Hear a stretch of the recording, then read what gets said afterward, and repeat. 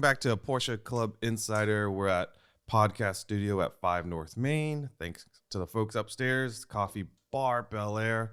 I'm Vu Gwyn. I'm your host, PCA's Executive Director, and I'm with today just an intimate session with the Insider crew. Manny Albin, PCA's Technical Director. Rob Sass, Porsche Panorama Editor. Damon Lowney, PCA's Digital Media Coordinator. How's everyone doing?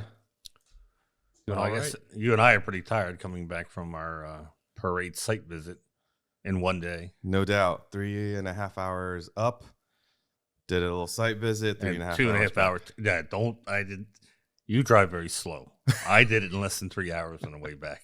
I stuck to the speed limit, and we got there safe and sound. The lovely, who makes that car? Nissan Kicks. Kicks. I thought it was a Juke, but it was a Kicks. I think that's below the Juke, right? I don't know. It was okay. I mean, as long as you didn't hit any hills. Now we had to confirm and find out whether it was truly most econo cars today are CVT transmission, but this car kind of shifted like a normal transmission, so we had to look it up, and it was a CVT, and I guess they programmed shift points in it, so it wasn't hateful. It's a great little economy car. I assume this is a rental, right? Yes, it was a rental. 30 some miles to the gallon. Yeah. So at $5 a gallon gas, we were, managing the club's funds. So car stuff. I spy a silver 996 in PCA's garage that belongs to Mr. Sass, I believe. The one that just magically appeared last weekend? Yeah, magically appeared when the alarm went off. And you rolled it into the garage. The alarm went off? No, I'm just kidding. Oh, okay. Because I called you, turned off the alarm. Everything was okay. So how'd it run? Yeah. It ran great.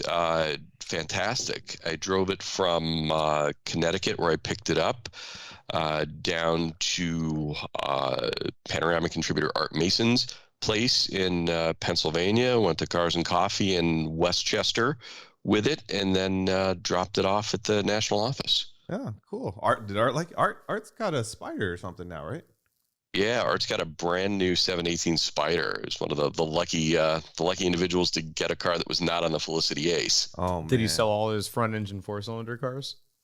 No, he still has the perfect 79 924 NA and the amazing two-tone green 81 924 turbo. So yeah, didn't he have like a Johnny Player special loaded? Oh, we're like telling his whole inventory to the world. I hope he doesn't mind. Yeah, no, he had a JPS Esprit S2 that went away to make room for the 718 Spider. He's a great guy. Hopefully he won't mind that we just told everybody what he has. Anyway, so you drove this car back from where? Because I love Hartford. The confidence you have in cars that you buy, that they're just magically going to get you. What's the worst thing that can happen? You wind up on a flatbed. I've done Speaks that from experience before. Yeah, it's not like anybody. That's because you know all the flatbed drivers' names along the East Coast. I've said this before. Mad respect to Rob, because he will get into any car, and I mean any car, and drive across the country with like zero worries. Right. It's all part of the adventure. Nobody's ever found my bleached skeleton by the side of the road anywhere. The worst thing that happens, you call a flatbed, you get a rental car, you get on with your trip, and, you deal with it. So is this part of the old car world? Mark find, or where'd you get this car? No, I found this thing actually on Facebook Marketplace. Oh. Wow. You're dropping pretty low. The new Craigslist. And you're looking. Yeah. But this car doesn't have like a, redone engine. It's got Öhlins or something like that, suspension-wise, right? It does. Öhlins coilovers, rebuilt, Nikasil sleeved engine. There's like 20,000 miles on both of those.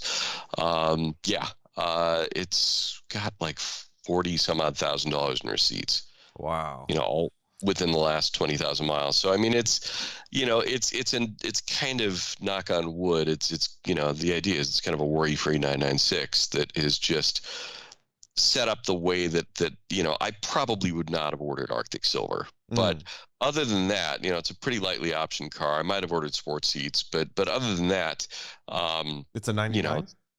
Yeah. 99. Yeah, it's in April of 99. Now, when you buy a car like this, or April of 98, rather. So when you buy a car like this, did you have someone look at it? Did you inspect it? Yeah, no, I had a PPI done. Nice. Well, guess what? And I had somebody. You're going to have another PPI done. What, on Tech Tactics? Yes. We're gonna have. Oh my God. We were trying to think of a car whose car we could bring in. No. And we're like, wait a minute. No. Rob's car is in the garage. We just put that on the list. Let's do the PPI on the red 964. I think that would be a far more. No, you're not here to move the car. We have a real technician coming in, the whole 9 yards. Yeah. So I'm coming next week to get the car. Storage is not free, my friend. So the car looks mechanically sound, or from the details, mechanically sound. Cosmetically, 30 footer. What happened on the hood? It's got a couple of Audis on the hood. Needs some PDR. Probably needs some touch-up work. A general PDR going over to deal with the dings, some paint correction, and it should be good enough. PDR it's my kind of car. Paintless dent removal. Yeah. It's got a few dings here and there. It needs a little bit of touch-up work, but no, I mean it's nothing hateful. I do have plans for the interior, inspired by the classic Club Coupe. So. I'll keep everybody posted on what's going on there, but I'm kind of thinking that the seat inserts are going to wind up being kind of 70s style black watch tartan, which I think might be kind of neat. It's that dark blue, dark green tartan, which might be kind of cool in there. So just stuff like that. I want that ducktail. Somebody's got to prevail on our friends at Porsche Classic to make that ducktail available. Well, I don't know if they're going to be making the ducktail as a piece that's being offered by Porsche, but I know there's some aftermarket ones out there. If they don't, you can definitely go that route too. I saw that you also attack the car with stickers. The Rob's MO. At least 20 stickers on the car. I'm with Vu there. I was going to say kettle, meat pot. Yeah, exactly. Manny hates stickers. Vu loves them. I can't fall somewhere in the middle between Vu and Manny. But yeah, come on. It was, I think it was just the obligatory PCA decal in the quarter window, and Unstock decal, and something else. I think the car will polish up really nicely. It's definitely mechanically, everything that you would want in the 996 if you're in the market for one.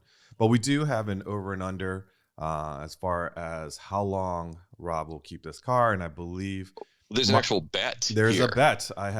We have a dinner or lunch or something like that at one of our favorite Greek restaurants. Yeah, I went in on that because that's an easy. I figured I'm gonna get a Rob's nice meal. That's an easy free lunch. 2 years.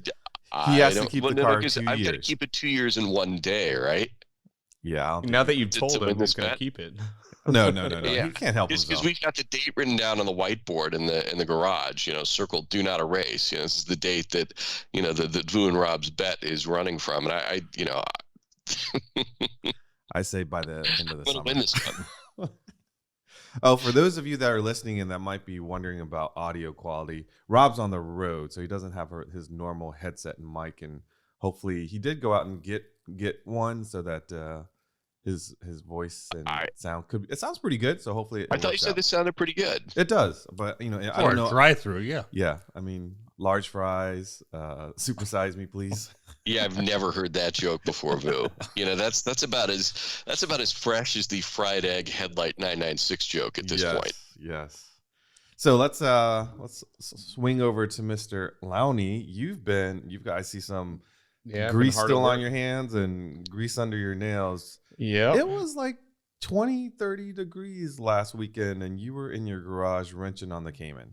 Yeah, it's got to get done. I've already missed a couple autocrosses, and the goal was to hopefully have it done before then. But I'm taking my time, and I am almost there. I was up until like 12:30 last night trying to finish off the axle bolts and connecting them back to the transmission. So just rewind here to let listeners know you dropped the transmission a month ago or so. Yeah. 3 weeks to a month. Yeah. And you were in your garage in like 30-degree weather, put the transmission back in by yourself. Yes, with the transmission jack. And your car is it's not on a normal lift where you can stand under Quick it. checks. You're doing this on your back. Yeah, I'm on my back. It's nice to be limber and be able to lie on the ground and roll around. Young, but mad respect to you. Yeah. I just thinking about that, I'm tired. Yeah, well, it's tiring, and I am tired today. Yeah. So, but once the cars zip back together, it'll be good to go. Lightweight flywheel, clutch, pressure plate, water pump, thermostat, and then new rear main seal. And then the reason I did all this was to get to the IMS bearing and pull the grease seal. And when I pulled it, there was no grease left in there. So I'm happy I did that. Yeah, I mean, for those of you that wonder, we kind of live this, 24/7. And he texted me a photo of the IMS bearing when he just pulled the grease seal out, and it was pretty dry in there. Yeah, there's enough lube, I think, to it would have gone for quite a long time, but I'm sure the life would have been shortened had I not pulled the grease seal at this point. But I'm happy about it. So now oil will always flow through those. So this is That's what I'm hoping. Bearing, right? So the other side of the bearing still has a seal on it. Yeah, the other side of the bearing still has a seal, as far as I know. Because you can't get to it. But you can't get to it. Right. Yeah, it's the side closer to the outside of the case. But there's still an oil channel where oil can get up into that area. So light at the end of the tunnel. What's left before you drop it back on the ground? Axles need to go back on the transmission, and then I need to put coolant in the system. And I'm going to use a vacuum fill this time, which I've never done, which I believe is the correct way to do it on a 987 and a 986. Although it can be done the normal old-fashioned way, just pour the coolant in, run the car, get the bubbles out. But I'm going to use a vacuum fill. So once that's done, I'll be done. You drop the transmission, but you'd have to take the coolant out? Well, I did the water pump and everything while I was in there. Coolant expansion tank. When you're going that far deep, transmission out and, clutch, flywheel, everything out, there's a lot of stuff you can do with a 987 or 986 while you're in there. While you're in there. Famous words. While you're in there. Yeah, exactly. But you've saved a ton of money by doing this. Oh, I've spent a lot of money, but I've probably saved more in labor than what I've spent on parts. So you got the peace of mind since you're going to be doing track events. Yeah. That does put extra wear and tear on the car, especially the better you get, the faster you get, the more wear and tear you're going to put on your car's components. And that, the peace of mind goes a long way. Yeah. When you're flooring it down the straight and you don't want in the back of your head thinking, is that a noise I hear? Yeah, exactly. That's mad respect, dude. And can't wait to battle you. Yeah, I know. It'll be coming up. Done. Yep. I just got to get my car out of storage. Oh, man, that can't be too hard. Manny, you got your car out of storage this past weekend. Yeah, we went to Chesapeake had a test and tune, which is free to instructors in the morning. So it's a kind of a pre-thank you because the autocross school is like a week later. So, but I have all-season tires I bought for my here's the excuses. Let me break out the violin. Just because you're second place now. I do want to buy a set of nice 200 and some wear tires, summer tires for my Cup 1s once I get them painted. But until then, it was fun. It was fun with the. It was cold, so it's probably fine, right? Even if you ran stickies that day, it was a cold day. We weren't really being timed as far as classes or anything. They had the timer going, so you knew what you did yourself. But, I mean, it was. It's a great learning experience. Whatever tire, anyone's been autocross. We always joke that the rental cars. Oh yeah. Not that we've ever done this to any rental cars. No, we've rented. No, we've heard. But I've heard about people that have autocross rental cars, and it's you're talking mud and snow tires. And I've told people I will autocross a mailman's truck. It's just fun just to sling around. Sure, you get the car sideways and learn car control, which is something that we'll be doing this coming weekend with the students. And you ask most students, have you ever spun your car around? And they'll obviously say no. And I always tell them, I said, well, you're going to do that here. You're going to basically lose control of your car. You're not going to hit anything, but you're going to feel that second before you lose it, the car talking to you, and you're going to feel it. So you'll recognize when that happens again, and you can make adjustments, and that's all part of learning how to drive the car. So we're fortunate that our region has an autocross school, but if your region doesn't have an autocross school, I still highly suggest you just go out to an autocross because you're going to drive at a level that you're comfortable with. I've put my oldest, my daughter, through autocross school, and you always have an instructor go out with you to show you the line. It is intimidating to go out there and see people. They're spraying water on their tires. They've got sticky tires, but you don't need to be at that level to enjoy an autocross. And I highly recommend, if you've never autocrossed before, go out and try it, because as Manny said, you can learn about vehicle dynamics in a controlled environment so that when you happen to have an emergency situation out on the road, you know how your car will react. And that was exactly it with my daughter. She didn't realize, like, turning as much as she did, or how the car leaned over in a particular turn. She's like, I didn't realize my car could do that. I'm braking aggressively, and when the ABS and stuff kicks in, like, she never experienced that before, but at the autocross that she did, and she was very thankful for that. Does she want to wake up at 7 and go to an autocross? No, not, but she had the experience. She really enjoyed it, and I think those of you that own a Porsche and you really want to see where your car sets itself apart from a standard car, an autocross is a great way to see its capabilities. Yeah, and if the facility has like a skid pad, even that's better. even better, because you can really appreciate Porsche stability management. Because when you shut it off, you see that you're not that great driver that you thought you were, that the car was doing a lot of the work to keep you straight.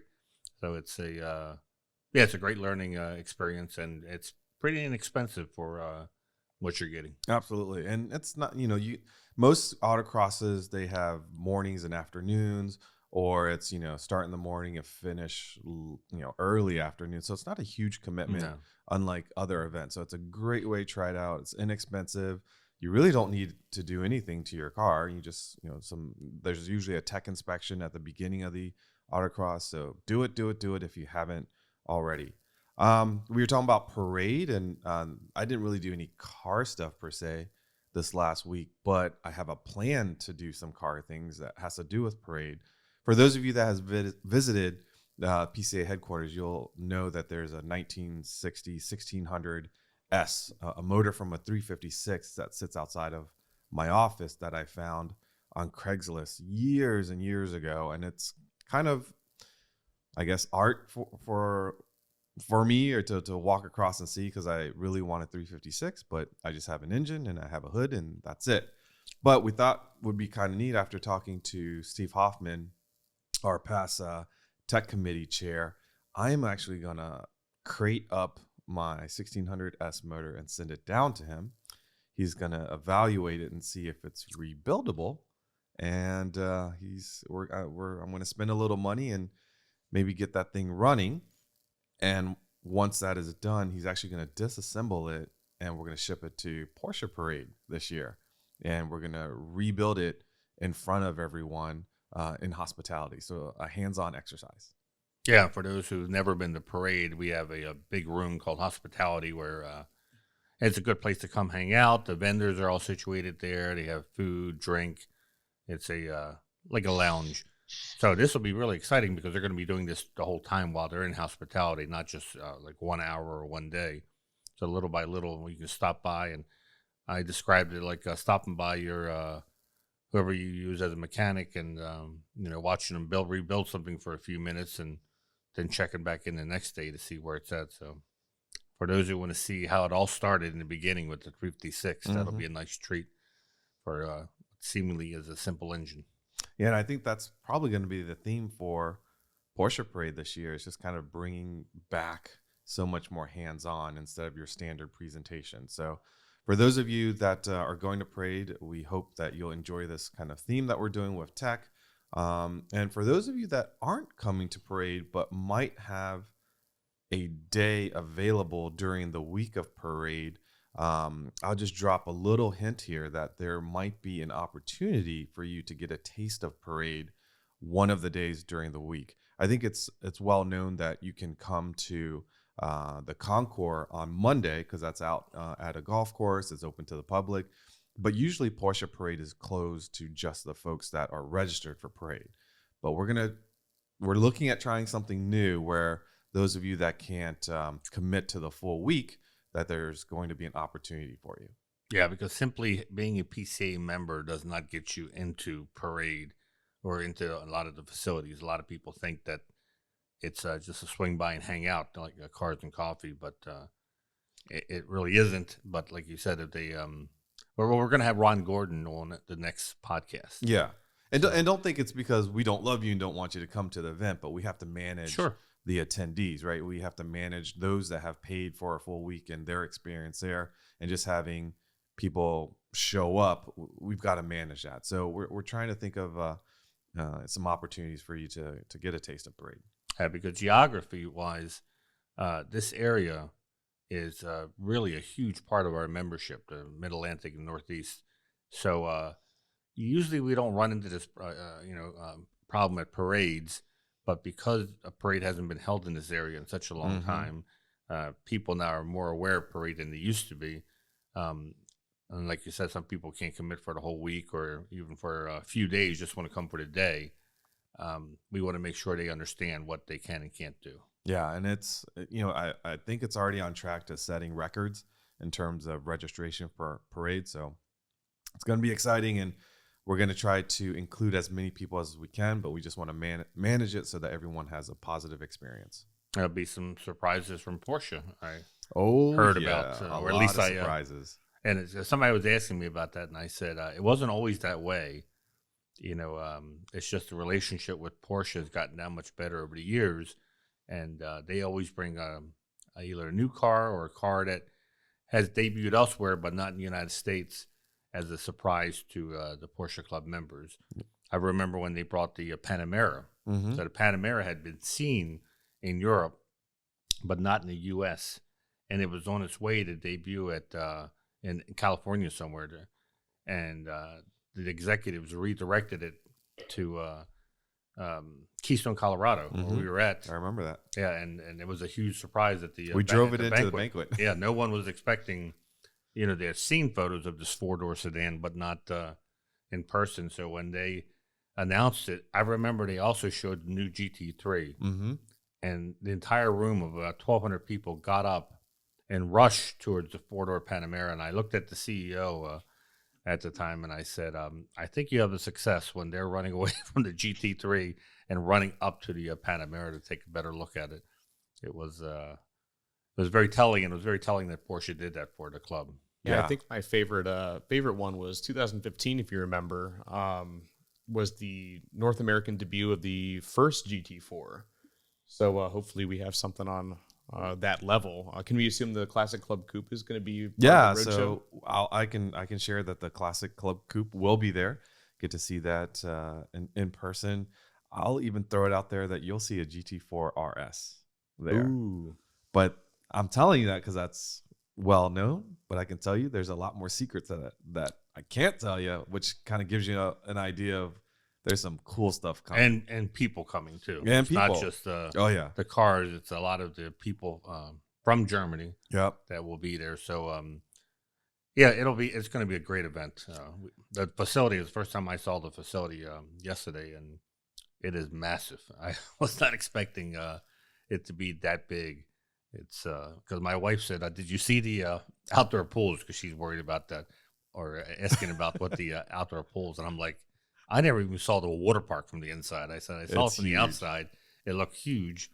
I said, but we were so occupied with just the convention center where the a lot of the seminars, the banquets, and whatnot are held. I said, well, I never really even got into even the main part of the hotel. That's how big this place is. Yeah, it's gonna be awesome. I'm so looking forward to it, and because it's also close to home, hopefully I'll actually be able to bring a fun car to drive during parade. The 914? You're so mean. So speaking of Porsches, latest in the news, solid state batteries. What's up with that? That's a rumor that Porsche is working on. The bigger picture is, or the part of that picture is that it's no secret now that Porsche said they're going to be coming out with the 911 Hybrid. So that's one step closer to a electric 911. Yeah. And I'm personally very excited about it. Once again, we talked about this in an earlier podcast, but having driven the Vonnen aftermarket, I can't wait to see something what Porsche does with the hybrid. It's going to be incredible. I've always thought that if Porsche is going to be making the 911 electric sometime in the future, which we still don't know, or any sort of really high performance sports car, that they'll probably wait until the solid state batteries are out, because that means less weight, smaller package, and greater energy density. So, Porsche not wanting to weigh its cars down, especially its top model, that's the future. You're right. Exactly right. That's listen, I think this is where Porsche differs from some other electric car makers. They like to have their product done before they start making announcements about it. And they're typical German, it's very understated, very quiet before they release it. So it's going to be, it's going to be fun following this and when it finally comes out. And hopefully maybe it'll be at a Porsche parade when they debut this hybrid or electric 911. I still remember what Chris Harris said to you in the interview when you interviewed him earlier. He said, when whoever comes out with the fun sports car, the electric sports car, that's the company that's going to dominate. And hopefully that's what Porsche does. Exactly, Porsche does. That's their MO. Think about the two-door sports cars that are electric that are out now that aren't either a hypercar or a four-door sedan. Really, not many. I was going to say there's not many. So even in 2025, when the 718 is confirmed to be electric, it's probably going to be one of the few electric two-door sports cars on the market at that point, which they'll dominate the market, as you said. Yeah, we always said no matter what platform Porsche gets into, be it a four-door or an SUV with a Cayenne, they are always the most sporty in that class, right? And so when it comes to electric vehicles, two doors, it's going to be the same. The only one in the class. Yeah, for a little bit maybe. So quick question for Rob, because you were at the GT4 RS event with the announcement of the electric 718. Does that mean the GT4 RS is like the swan song for the ICE-engined platform, Boxster platform?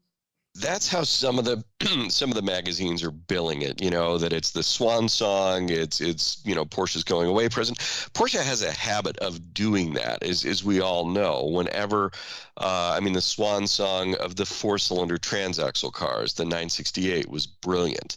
The swan song of the eight-cylinder transaxle cars, the 928 GTS, also brilliant. So they have this habit of giving great going-away presents. Whether that's actually the case is anyone's guess, but that's certainly how the GT4S is being billed. So as a going-away present with this GT4 RS, if I haven't mentioned it before, it's a perfect time to plug the current PCA raffle that we were fortunate enough to secure an allocation for a GT4 RS. That is correct.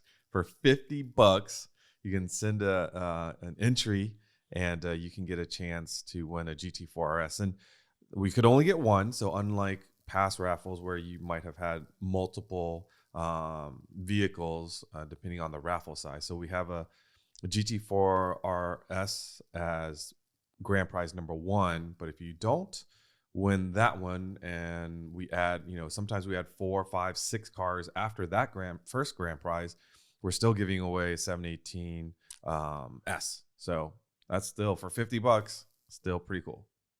Yeah, it's I would be happy with an S. Yeah, absolutely. And they're winning an allocation, because a lot of people I think are confused because they asked if the raffle car, GT4 RS raffle car, was on a Felicity Ace. Yeah. And I explained to them that that raffle car has not been built yet. They when you win, you can actually choose the color.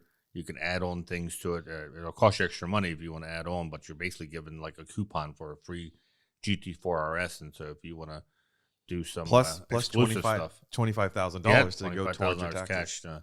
So it's here's the question. Yeah. I'm sorry. Here's the question I have is dream. Does the coupon include the Weissach package? No. Well, here's the angle on that. But you could always upgrade to it and pay for the difference, which honestly, if I won, obviously nobody here can play the PCA raffle, but if we were to win the raffle, I mean, you got the car for $50, right? Like, why wouldn't you upgrade to the Weissach package? Well, here's the thing.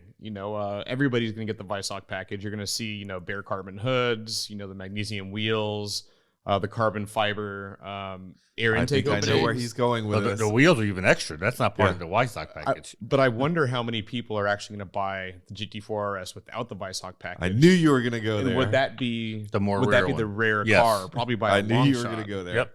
Just like your base Camry and your base Cayman. Well, if you look at the GT2 RS, how many do you see that, more to Damon's point, how many Are not GT2 Weissach. RSs that are not Weissach? Don't say that. You're going to make my friend Peter very sad. Everyone who bought one thought, I'm getting the rare one. And instead, everyone checked off that box because, honestly, if you're spending that much money. What's one more box to check? Yeah, it's like buying an extra set of floor mats. It's not a big deal. Just check it off, and it's all relative cost-wise. But I'll tell you, the whole look of that Weissach package is pretty trick, and I think I would check it. I would. Yeah. I would go for that option for sure. I don't look at it in terms of resale and rare. Just get it. Hey, Rob. Getting it without it, it's like, 356 Speedsters with the cabriolet seats. Those were pretty rare, but it didn't necessarily equate to being all that desirable.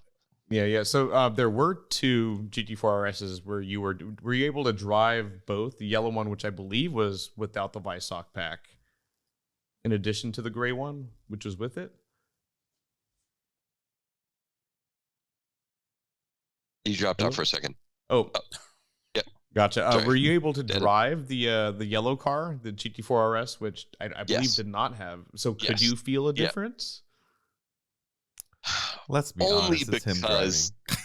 Oh, only because he just I teed it up knew. for me. If I'm it was sorry, a Rob. That was blind- disrespectful. It was a blind test. There was something like 60 pounds less of unsprung weight in the Weissach car.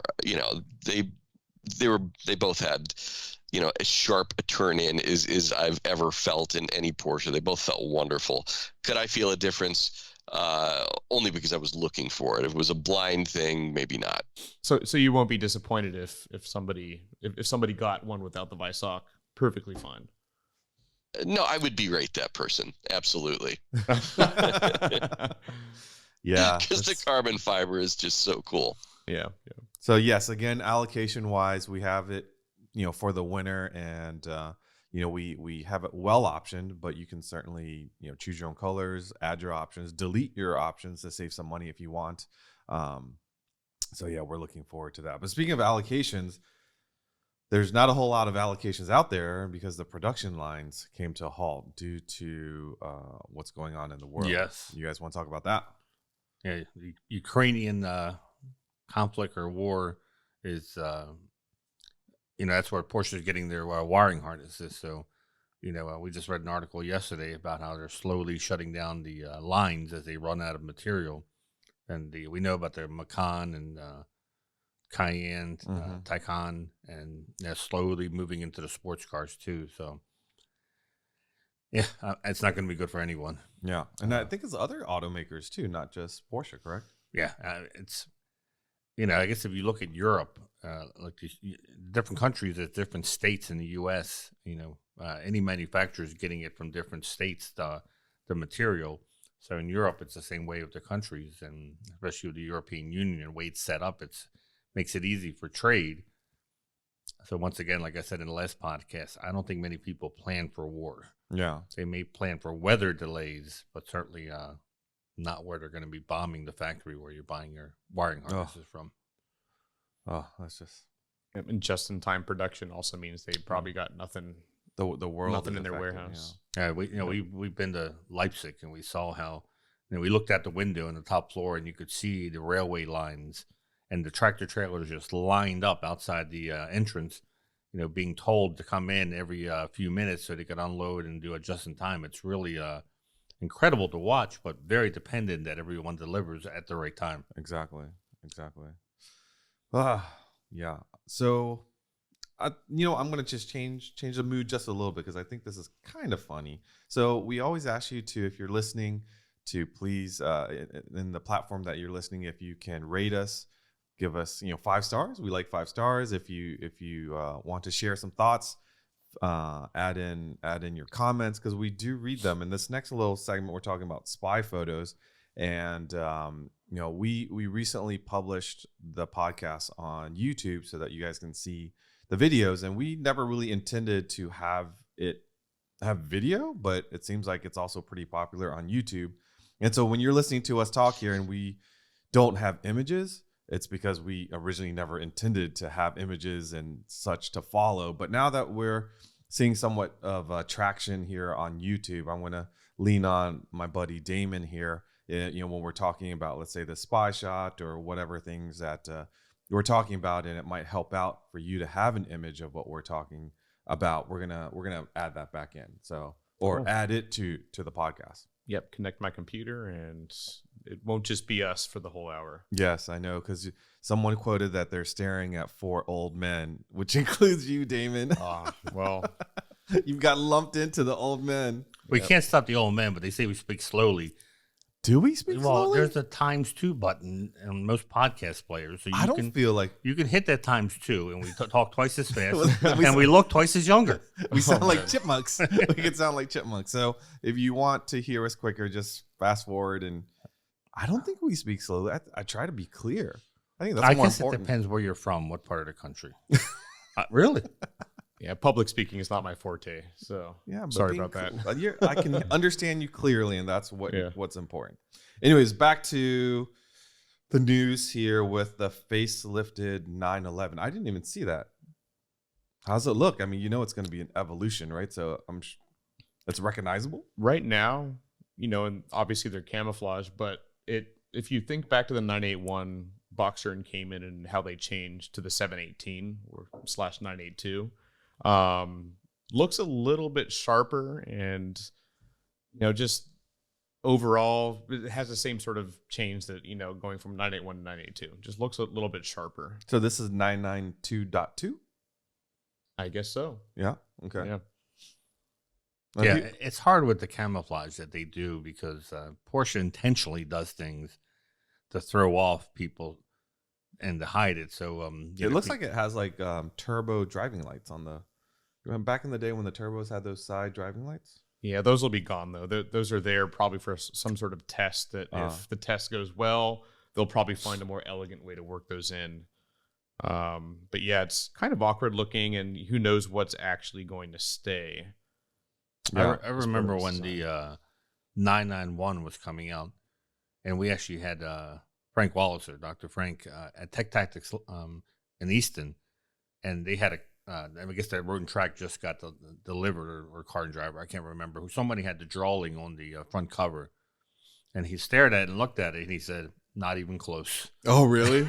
Yeah. So here's the thing, me peeking over your and looking at those photos. Cars today are quite large, and the 911 is no exception. And there are critics out there that say the car has gotten too big. But there's someone very famous that gave us a little speech at Rennsport talking about the size of cars. And yes, I love driving an older car that's kind of small and compact, like my 87. If you park it next to a Boxster, my 87 looks tiny. But there's a good reason why these cars are the size that they are. Well, racing. There you go. They learned everything from racing, and yes, the 992 is a large car compared to a G model 911. But look at us in our little Nissan. Was it Kicker or Kicks? Kicks. Yeah. You got up to a certain speed and it felt kind of squirrely. We were being thrown around. Yeah. Absolutely. And why is that? Because it's a very short wheelbase car. It's not very wide. Porsche learned from racing that the longer the wheelbase, the wider the car, the more stability in high-speed turns. So, when Porsche engineers talk to us at Rennsport, they've said this at multiple Porsche Plots appearances, is that everything that they've learned from racing, they've implemented on the street cars. And this is why these newer cars just handle so well. Mm-hmm. Yeah, they're not as light as a early 911, but wow, I mean, it's but that's so why easy they're to drive now. way more capable, and as you Sure. said, easier to drive. A wider stance, a longer wheelbase, that's just adds stability. But yes, they're heavier, but I don't think the rate of weight gain versus the rate of performance in the newer cars are equal, right? Like I think they haven't gotten that heavy. And that's why, you talk about acceleration, you talk about handling on these newer cars. They are just light years ahead of the older cars. No, when we were talking about 996s with Rob, we brought up the fact that when the 996 came out, it was lighter weight than a 964. Mm-hmm. And people think, oh, it's getting bigger, they're getting fatter. When in reality, Porsche is very cognizant of the weight, and they're always working to keep it as light as possible while making it safer, using state-of-the-art materials and whatnot. It's and people didn't want to admit it. Well, I'll get on my 996 soapbox here. People didn't want to admit that when the 996 came out, that in most measurements, the 996 was better than a 993. Oh, I know I'm going to get all the hate mail. It was faster, Sure. It was more agile, had better air conditioning. Changed my mind. Well, just go back and read the Road and Track article from the first drive of the 996. It's actually pretty good. It's I think Kim Reynolds from Road and Track and the old Grand Prix driver Paul Frere were sort of the point counterpoint. Kim Reynolds got in the car and said, "There's nothing I like about the new car better than the 993." And then they went to the Nordschleife, and everything changed. As soon as they drove the car, in anger on a track, Kim Reynolds came around, and the 996 showed that it was superior in just about every performance metric. And it's funny how a lot of enthusiasts have to figure out how to hate on the new car. Any new car that comes out, my car was the last great one, and I think. The way Porsche R&D and the money and what they have at stake, I'm pretty sure they're not going to produce a car that's inferior than the last generation that went out. I mean, granted, it was a hard act to follow. The 993 was just a beautiful It's a beautiful car. And I'm one not to warm up to new cars. It takes me a little bit of time. But the first time I saw a 993 at the dealership for a launch party, I was just blown away. Yeah. I thought, wow, this is beautiful, and I want one. The 996, it was really... The beauty was underneath the skin. It was, harder to take. That's why when the 997 came out, it was universally loved because it harkened back to the 993. So, car for car, I didn't like the 964 when I first saw it. A lot of people didn't because they didn't see they didn't see really what the change was all about on a 964. Yeah, I was looking for a G body car. But they were so much more expensive than the 964s that I settled for a 964. It wasn't like this Zoltar Bob who knew what was coming. I just couldn't afford a G model at the time, so I went with the 964. But I grew to love it, and I think now people are realizing the 996 was such a bargain when it was $15,000-$20,000, and it should have never been that cheap, but. Hey, I remember reaping the rewards. So you had your 964, your street car 964 that became your club race car, and then I remember when you picked up your second 964. If I'm not mistaken, you picked up that car really because as like a parts car for your club race car.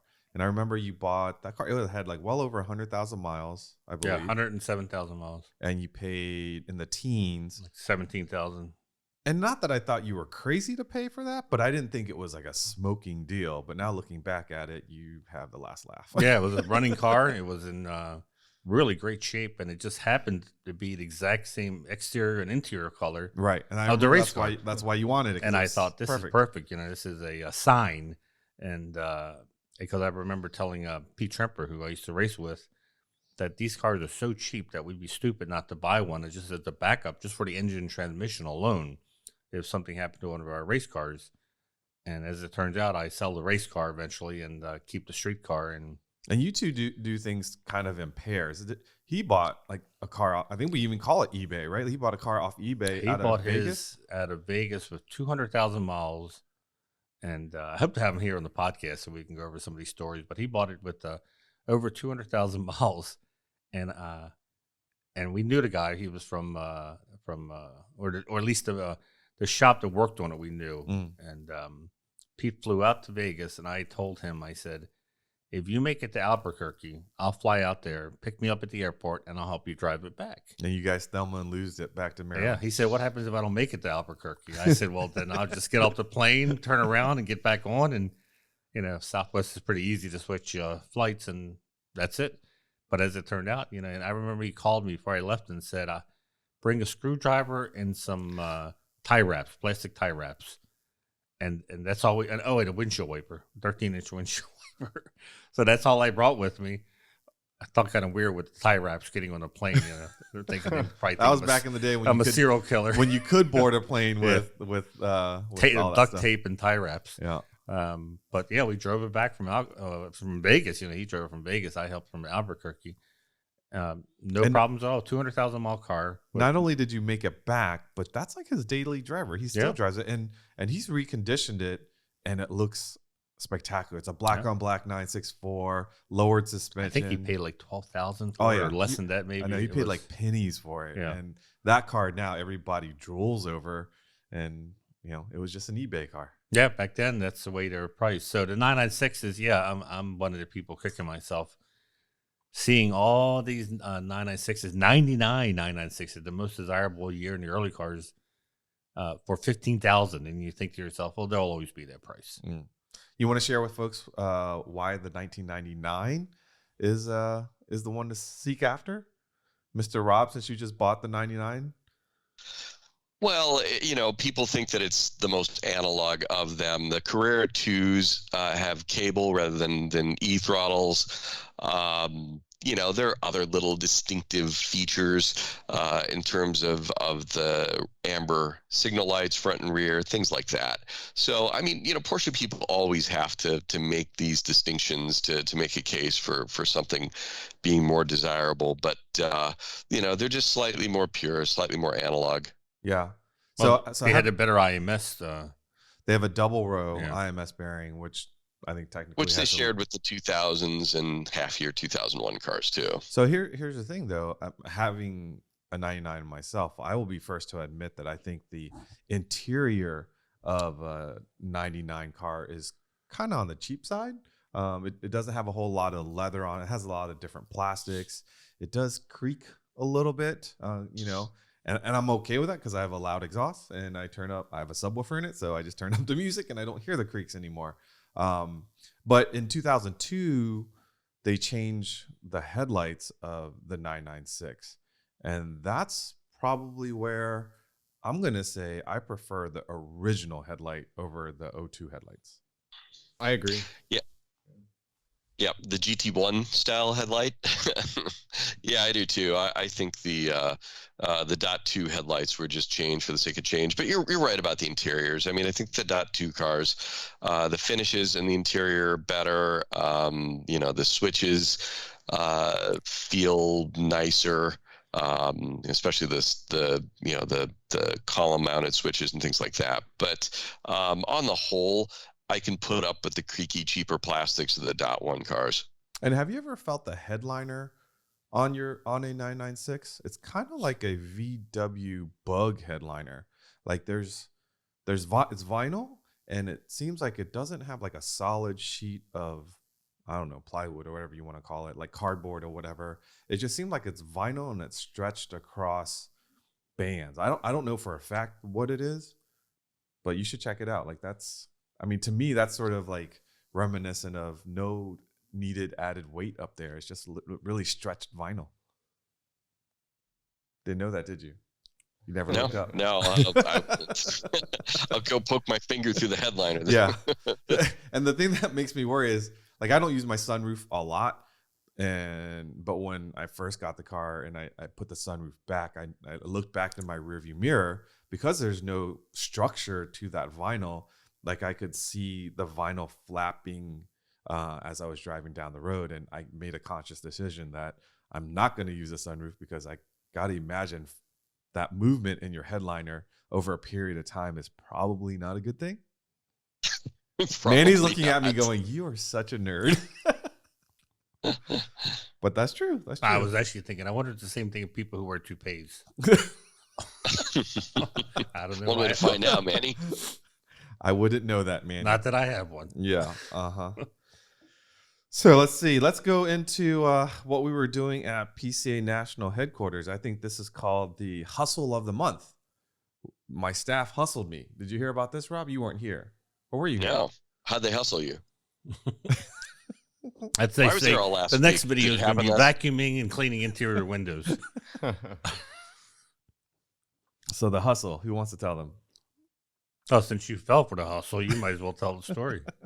So that we're always brainstorming new ideas and new video concepts and such. And now that April is coming, April rains, and some of us have cabriolets, so we thought it would be a perfect opportunity. Well, they thought it'd be a perfect opportunity to bring 3 cars in and try 3 different top reconditioner / waterproofer products. And I thought that was a fantastic idea up until when I realized what they meant was we're going to buy 3 products, bring 3 cars. You're going to wash all 3. You're going to dry all 3. We're going to tape off all 3. And then you're going to apply all 3. Yeah. So I think you're expecting that each owner would put that the conditioner and wash their own top. Right? That's kind of what I was thinking, but that's not what happened. Yeah, and then I think I said, Vu, it would be a lot easier for me if you were the only one in the video.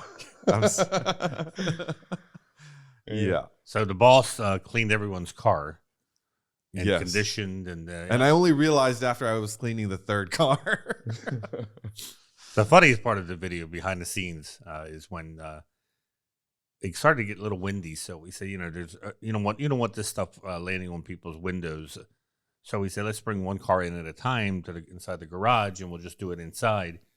And the first one we did, the final application. yeah, the waterproofing, the waterproofing part, the yeah. protecting after the tops had dried already, and we had taped everything off so it wouldn't get on the glass or the paint. The first product was 303. 303, yep. And that was a almost like a spray manual spray bottle. So you do like a cross hatch, and you get it nice and wet, and then usually got to do a second coat after you let it dry. And we did that, and then we waited like an hour. Then we brought the second car in, and holy cow! So the second car we did was, which one was that? Did we do? We did my Boxster first with the 303. 303, and then Jim's was with the Porsche branded one. Oh my gosh! So if you're gonna do this, I highly recommend it. It probably says it on the can. Yeah, I was going to say, they forewarned you, so this wasn't a surprise. And we did, surprise. And we did have the garage door open when we started applying the waterproofer, but man, like it was like an episode of Cheech and Chong. And by the time we got to my car with the, what brand was that one? Ragtop. Like I was having issues. I think I was trying to say like 1 to 2 coats. And I was like, 1 to 2 to 2. He was starting to slur words. So we had to take a break. Even the people in member services were like, what are you guys doing in there? We can smell it all the way in here. But after all said and done, I mean, all 3 products definitely performed. It was like putting a coat of armor onto your cloth top, and when you throw water at it, it runs off of the fabric. It's pretty amazing. Damon recorded us, getting the tops wet prior to the process, and you saw how at the beginning some of them would start to bead, like mine, but once you started applying more water, then you realized it was starting to absorb all that water instead of bouncing off. And we had 3 different kind of conditioned tops, right? Like the top on my car, I've never conditioned because I don't really ever find myself driving that car in the rain. So I've never conditioned it. So it was almost gray. And when I drive the car, usually the top's down, so I don't even look at it. But with it up, it's kind of grayed out. It's the original top. And then and it absorbed the water like a sponge. Oh my gosh, it was like a sponge. it absorbed the protectant like a sponge. I think your car weighed like 60 pounds heavier after all that water absorbed. Now your Boxster, you've conditioned it before, and you drive it over a year since I last and that was pretty good.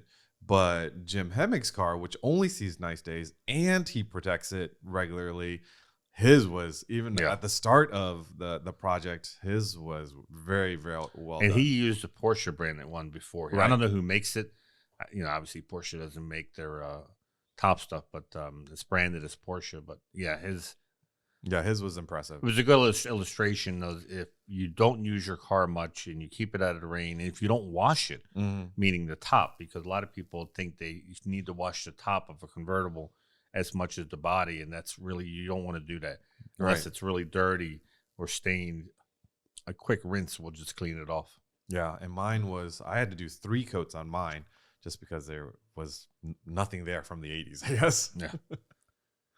We also, as we talk about upcoming videos, we came up with the concept, and I'm going to throw this one to Mr. Sass because he's the one that came up with this, and we really like it. We're going to share it with you. We haven't done one, or we've done a prototype, but you want to share 1 mile and what that's all about, Mr. Sass? Well, Manny and I are both fans of Dave Portnoy Barstool Sports series One Bite Pizza Reviews. So we thought there was something very definite that could transfer into the Porsche world with that sort of quick, off-the-cuff evaluation concept. So what we're doing is something called, a 1 mile Porsche review, basically everything you need to know about a car on 5,280 feet. And Manny did the first one with Vu's M491 Turbo Look cab, and it was the pilot, and we shot it the other day in Maryland. I'm laughing because I was on conference calls, and I had originally planned to join them to help produce or direct all of this, but I got caught up in meetings, and I passed my key on to Manny, and I wasn't sure what was going to happen to my car until I saw the video footage afterwards. Well, the funny thing is, props to the people who do this regularly, because it seems easier than it is to talk while you're driving. Speak at least coherently while you're driving, especially when you're driving twisties. But I was nearing the end of the 1 mile, and I was talking about the transmission, and I think Rob jinxed me because I was saying the G50 is a very easy transmission. I prefer it, to find gears and everything. And Rob was talking about the 915. If it's well set up, it's just as good, and so on. And so I'm talking about how this car has a G50, and it's very easy to find gears. And I pull into like a development to turn around, and I can't find first gear. You just went too far. That's all. You thought it was further to the I was left. stuck in reverse trying to keep on the. You look pretty worried, having just said how good the G50 is. Karma. In my head, I'm thinking, this is a section Damon's gonna have to edit out. Yeah. Of me not being able to find first gear in a G50, but eventually I found it, or at least third gear, some gear that moved forward. You also found off-road, because I saw some of the footage. I could hear it you were was driving gravel. over gravel or something, which I don't think my car has ever seen gravel. Your back window has a hole in it, and you're worried about a little bit of gravel. Wow, way to put it out there. The best part about so he has this tiny hole in the back. It's My original top's top. always down. I never even need it. So I get some clear tape, to cover it. He's like, no, that'll leave a residue. And I'm looking at him going, you have a hole in your top of But your I don't window, want residue too. and so you're that's worried why about tape residue. I had to make sure we used that 3M blue tape that doesn't leave residue. So anyways, this 1 mile review, I think it'll be fun, the series we're going to start. Yeah. Sort of concept is where, like we were talking about, if you watch this One Bite Pizza review, I love how Dave Portnoy does it. He usually takes more than one bite, but that's, the catch line is And one is bite. it true? Did you eat in my car too? Yes, because Rob wanted to do an ode to Dave, and so he wanted I don't remember signing off on any of this. the pizza, when it fell down, it came up, landed up. Cheese up, always The cheese up. sauce was not down. Well, hopefully you guys will see that video soon and enjoy it. And we're hoping that we're going to see some cool cars in the future that we can do. Yeah, so This is not an abusive, No. driving experience. We're literally driving 1 mile, trying to find some cool, interesting cars that we haven't driven to give you an idea of what we think. no about it. Chris Harris sideways. We're not going sideways or anything. It's just simply what your impression is after driving a car for a mile, it'll be probably like a 6-minute video.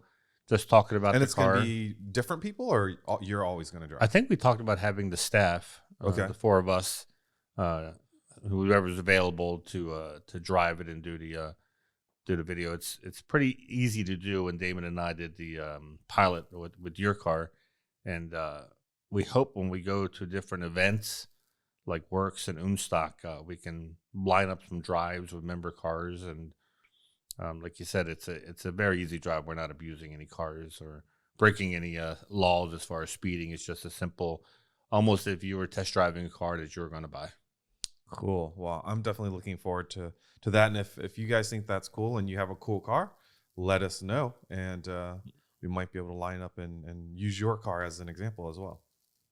Speaking of videos, anything you want to update video-wise, Damon? Well, those were the two big ones, and then 964 Carrera RS video, which I've mentioned on the podcast in past episodes. But all three of those videos are going to be coming up in April. Cool. And Mr. Sass, Panorama, how we doing there? Well, we should talk, Vu, about the two issues that almost didn't happen, and let I've lost much hair agony over this. I know the agony that you've been going through since January, when basically it's sort of the domino effect of I didn't realize, but a lot of paper comes from Finland, and there's a mill and a dock strike there, which put a strain on already tight paper supplies. I think what a lot of people don't realize is those brown boxes that they get from Amazon. Those are made from wood pulp, the same raw ingredient for paper.